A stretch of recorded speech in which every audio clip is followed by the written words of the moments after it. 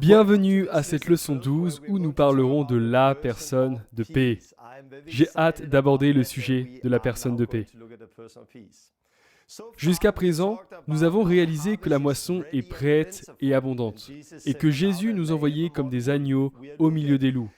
Nous avons vu à quel point nous devions apprendre à dépendre de Dieu, de lui, pas de ce que nous avons ou n'avons pas. Nous avons vu l'importance de ne pas se laisser distraire, mais de se rappeler ce pourquoi nous étions envoyés. Mais maintenant, le moment est venu d'examiner en détail la personne de paix. C'est la raison pour laquelle nous sommes envoyés. Nous sommes envoyés pour trouver la personne de paix. C'est ce que nous allons voir dès à présent, et à de très nombreuses reprises dans cette série de vidéos et dans le livre, parce qu'il s'agit de quelque chose de capital.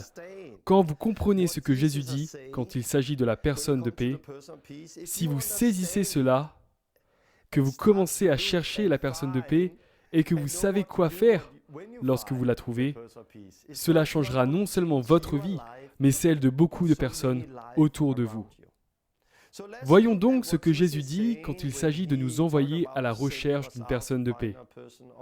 Voici ce qu'il dit dans Luc 10, 5, 7.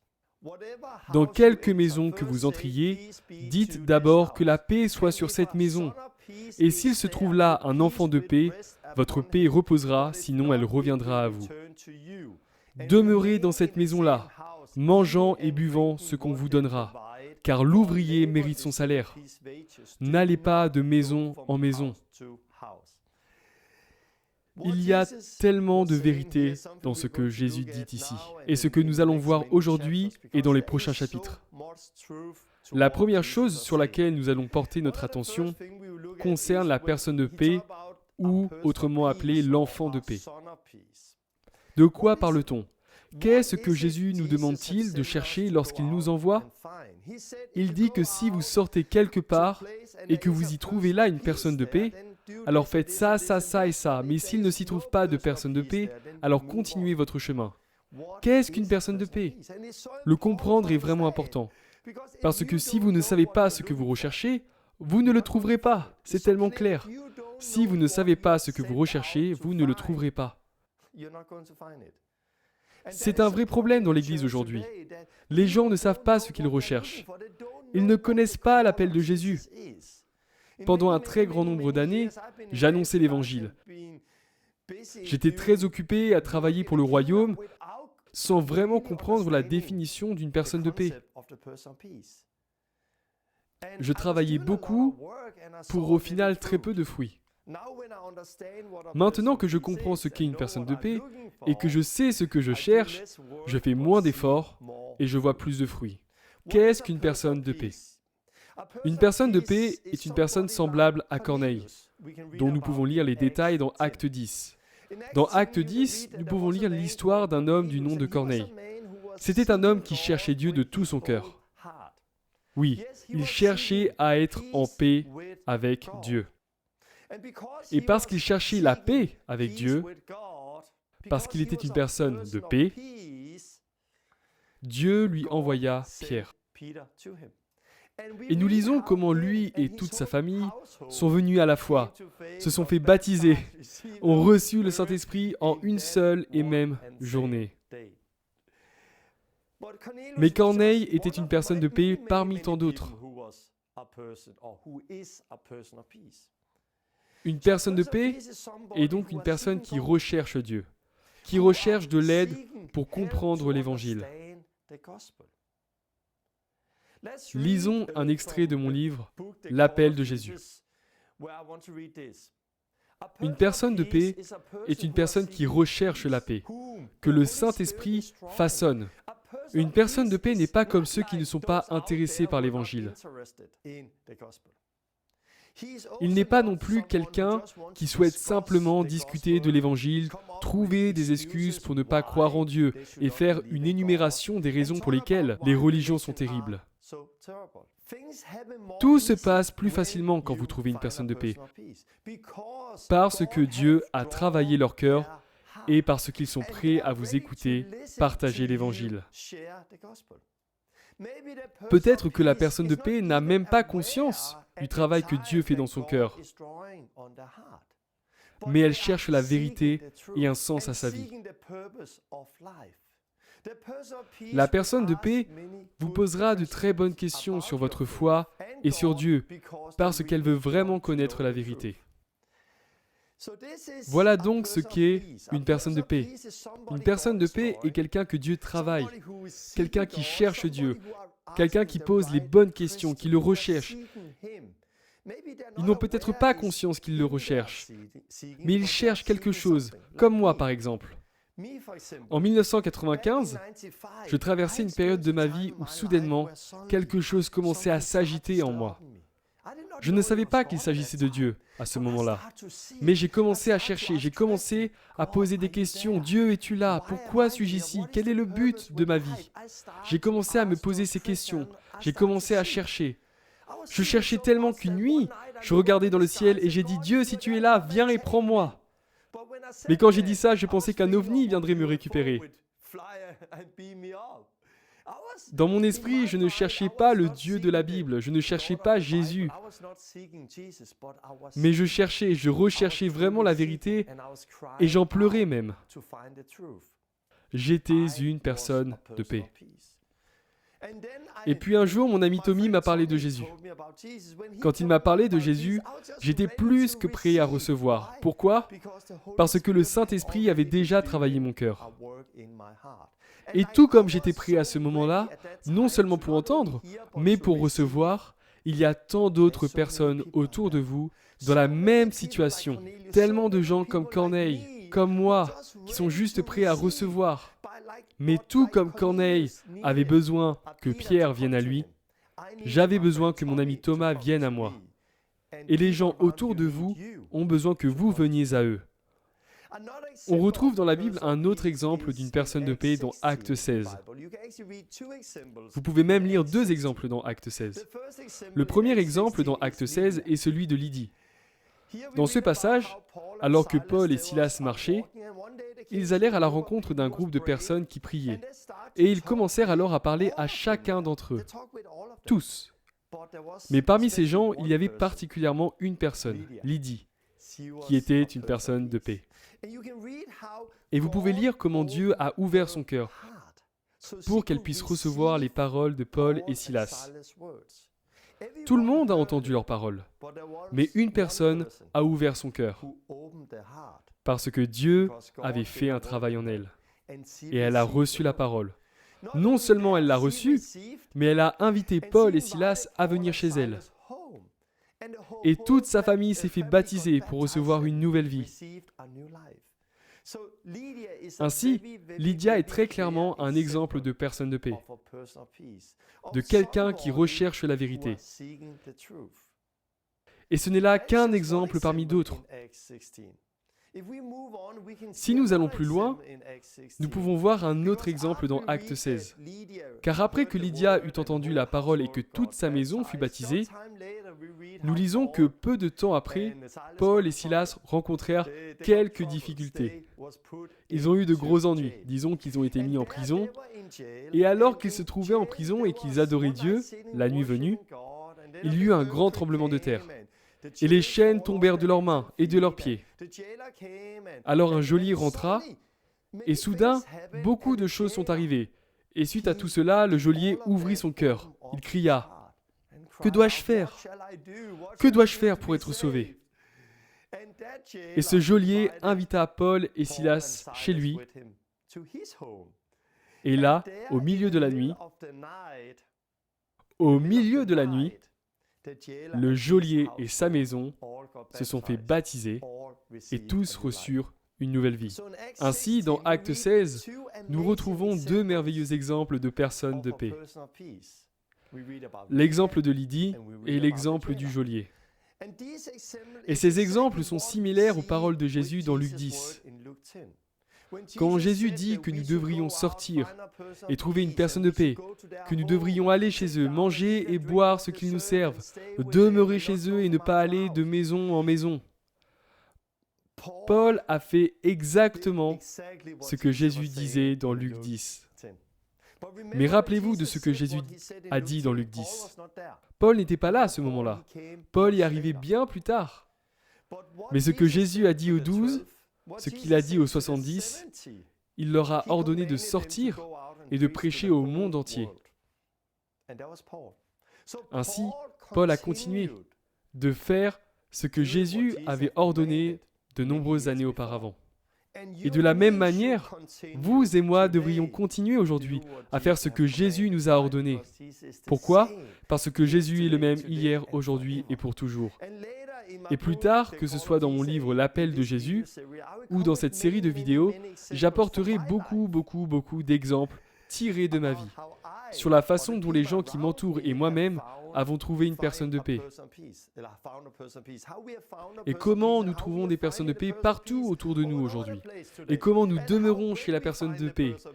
Nous nous asseyons avec eux et nous voyons toute la maison naître de nouveau, être sauvés, se faire baptiser et recevoir le Saint-Esprit exactement comme Jésus nous l'a ordonné, exactement comme on le lit dans la Bible.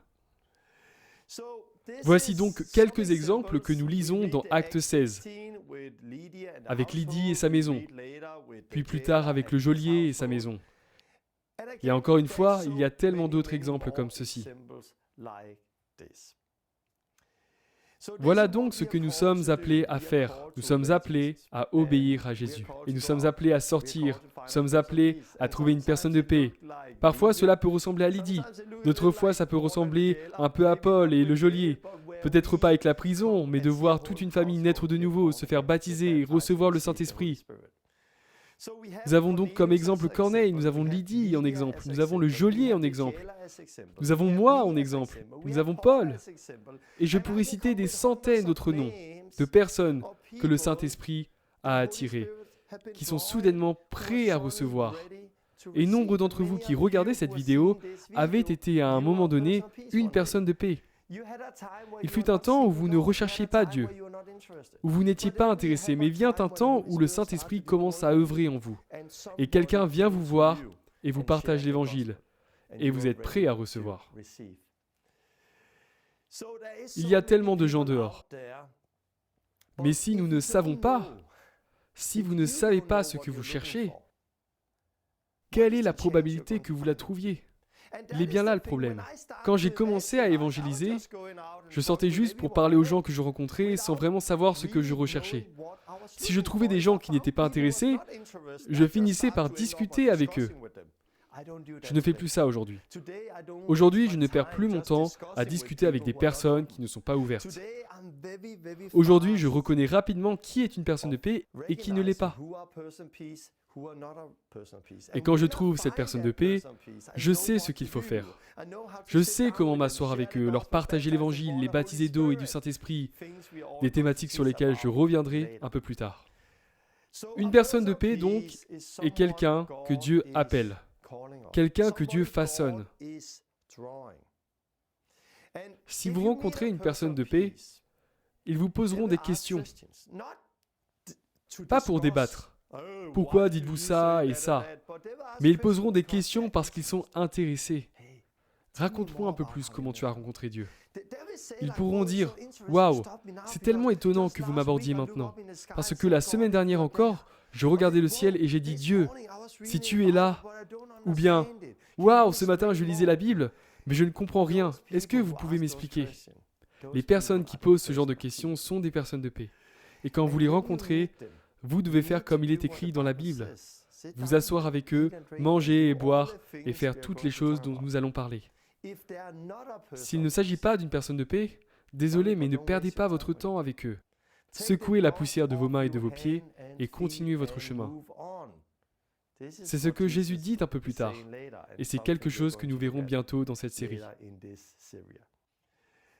Mais maintenant, nous allons examiner un peu plus la personne de paix. Donc une personne de paix est quelqu'un que Dieu travaille. C'est quelqu'un qui cherche Dieu. Si nous prenons Paul, Paul est un très bon exemple d'une personne de paix. Paul, ou Saul, comme on l'appelait, disons qu'il n'était pas visiblement la personne de paix, typique.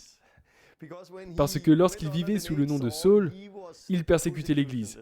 Il était contre l'Église. Il se battait contre l'Église. Il avait tellement de haine contre l'Église. Mais c'est alors que quelque chose s'est produit. Il a vu une grande lumière. Ses yeux spirituels se sont ouverts. Ses yeux physiques ont été aveuglés. Il est rentré chez lui aveugle et il cherchait Dieu. Si vous étiez parti voir Paul 2 semaines plus tôt, Paul n'était pas une personne de paix. Mais quelque chose a bouleversé sa vie et soudainement, il est devenu une personne de paix. Voilà ce qui s'est passé. Vous seriez surpris. Il y a des gens que vous allez rencontrer aujourd'hui qui ne sont pas des personnes de paix. Mais si vous revenez dans 6 mois, ils le sont soudainement. Quelque chose a changé dans leur vie. Et nous devons apprendre à discerner où l'Esprit Saint est à l'œuvre, en qui l'Esprit Saint est à l'œuvre. Et nous devons apprendre à écouter la voix du Saint-Esprit, tout comme Paul. Paul était de retour chez lui et il recherchait Dieu. Mais il avait besoin d'aide. Il avait besoin d'aide tout comme moi, Corneille, comme Lydie et comme beaucoup d'autres. Il avait besoin de connaître la vérité. Et Dieu a parlé à un disciple du nom d'Ananias. Il a dit à ce disciple qu'il devait rendre visite à Paul, et le disciple Ananias a obéi à Jésus. Il est sorti et il est entré dans la maison de Paul. Il a baptisé Paul dans l'eau et dans le Saint-Esprit, et Dieu a dès lors agi puissamment dans la vie de Paul. Nous ne sommes pas tous appelés à être des Pauls ou des Pierres, mais tout le monde peut être appelé à être comme Ananias. Qui est Ananias? Celui qui a sauvé Paul, celui qui est venu à Paul. La Bible ne donne pas beaucoup de précisions sur Ananias. La Bible dit simplement qu'il était un disciple comme vous et moi. Arrêtez de vouloir essayer d'être un Paul. Arrêtez d'essayer d'être comme Pierre. Commencez simplement à être comme Ananias. Commencez à être un disciple qui obéit à Jésus, comme Ananias. Demandez à Dieu, Seigneur, qui dehors est une personne de paix? Seigneur, à qui veux-tu que je parle? Quand vous faites cette prière, Seigneur, envoie-moi. Seigneur, conduis-moi vers quelqu'un. Et que lorsque vous sortez, vous ouvrez les yeux, je vous le garantis, vous trouverez. Et c'est pour tout le monde. Et je le dis et je le répète, ce n'est pas tout le monde qui se tiendra sur une plateforme en Afrique pour parler à 10 000 personnes. Tout le monde ne se tiendra pas avec un micro à la main pour prêcher dans une église. Mais tout le monde peut obéir et sortir comme Ananias et trouver une personne de paix. Peut-être les trouverez-vous dans la rue. Peut-être qu'il vous faudra aller chez eux et toquer à la porte comme Ananias l'a fait avec Paul. Vous les trouverez peut-être dans une réunion de prière, dans une église religieuse comme Paul a trouvé Lydie. Je ne sais pas où vous les trouverez. Mais quand vous sortez et que vous parlez aux gens, vous verrez que vous trouverez des gens dont Dieu a déjà ouvert le cœur et qui sont prêts à recevoir. Mais alors, ce que vous faites avec ces personnes qui reçoivent est très important. Et c'est ce dont je vais parler dans la prochaine vidéo où j'expliquerai plus en détail quoi faire lorsque vous trouvez cette personne de paix. Ne les invitez pas uniquement à l'église. S'il vous plaît, ne faites pas ça. Au lieu de cela, asseyez-vous avec eux comme le dit la Bible. Mangez et buvez ce qu'ils vous servent. Asseyez-vous, mangez et buvez et partagez leur Jésus. Prêchez l'évangile du royaume, guérissez les malades qui s'y trouvent, baptisez-les d'eau et du Saint-Esprit. Et ensuite, ne vous précipitez pas de maison en maison, mais restez-y et construisez une nouvelle communauté fraternelle. Un sujet que je traiterai plus en détail plus tard dans cette série de vidéos. Et dont je parle beaucoup plus dans mon livre, L'appel de Jésus d'ailleurs. Je crois sincèrement que si nous, en tant que croyants, commençons à devenir de vrais disciples, commençons à obéir à Christ, commençons à sortir pour trouver cette personne de paix, je ne vous demande pas de sauver des milliers et des dizaines de milliers de personnes. Je ne vous demande pas de voyager dans le monde entier. Je vous demande simplement, pouvez-vous obéir à l'appel que Jésus nous a donné et trouver une personne? Je suis sûr que vous le pouvez. Je sais que vous le pouvez, car j'ai vu tellement de personnes aller à l'église pendant 10, 30 ans sans n'avoir jamais conduit une personne à Christ, Et lorsqu'ils comprennent soudainement le principe de la personne de paix, qu'ils comprennent l'Évangile et qu'ils savent quoi faire quand ils trouvent cette personne de paix, et quand ils commencent à prier et chercher, ils trouvent, et ensuite, ils commencent à mener des personnes à Christ. Pas dans de grandes et belles églises, sur l'estrade, mais dans leur vie de tous les jours, dans les cafés, dans les restaurants, dans les maisons, là où Jésus le faisait, là où il nous a appelés à le faire. D'ici là, que Dieu vous bénisse. J'espère que vous partagerez cet enseignement sur la personne de paix, parce que c'est un principe tellement important. L'Église en a besoin. Vous serez tellement surpris quand vous le réaliserez. Vous serez tellement surpris de voir combien de personnes sont prêtes autour de vous. Vous serez scotché de porter autant de fruits.